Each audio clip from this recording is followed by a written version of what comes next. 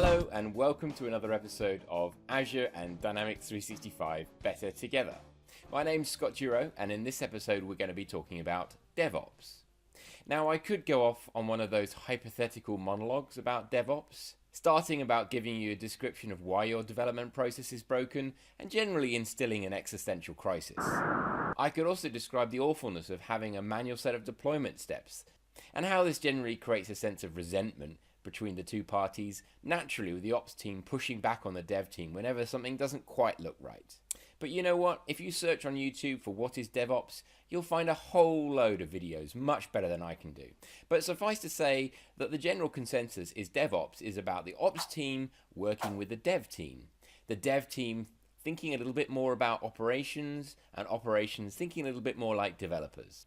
So I got thinking, whilst I was waiting for that email from the ops department telling me that something had broken in the latest deployment. Technology aside, what is it that makes successful DevOps teams good at what they do? Sure, technology is important. I mean, if you only have one developer who's writing all the code, deploying it, and then supporting it, automation is going to make your life a lot easier. But if you've got a larger team and there's these tensions between the two sides, technology really isn't going to make a difference to that. So how do we have to change the way that we think? So whilst I was at university, I played guitar in a band.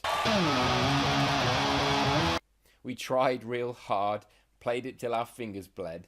Sometimes we had epic gigs where it all came together. The singer's mojo was on top form, got the crowd rocking, and the bassist and the drummer pulled a really good backbeat while I did that awesome solo. We were okay, but there was one thing that prevailed. It was our egos. And then we had gigs that really sucked. We'd all be pulling in completely different directions. We'd even start arguing on stage, and we really bombed.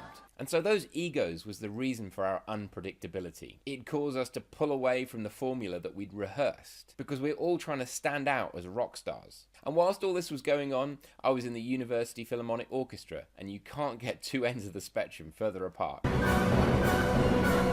But it was still epic, and every performance was polished and predictable.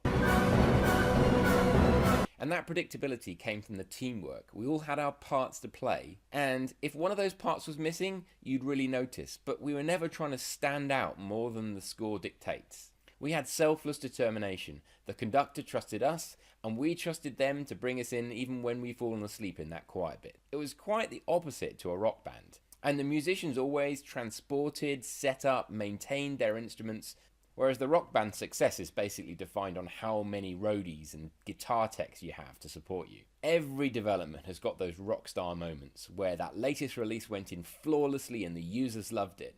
Even individual team members are held up on a pedestal.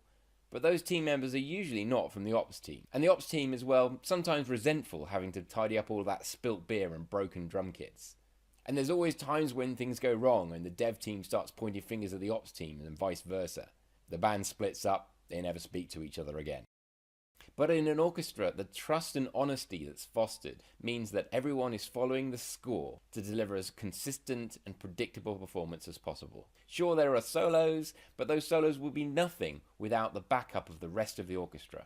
So this is DevOps, where everyone is encouraged to create predictability in their roles. And that predictability fosters trust. And so that trust then leads to everything fitting together in a harmonious way. And sure, there are technology enablers like scripting and automated testing. But everyone sees the value in that technology so that the team can work together in this collaborative way. So a rock band and an orchestra, well, hey, the musicians can be the same people. So what's the difference? Well, of course, it's the culture and the leadership.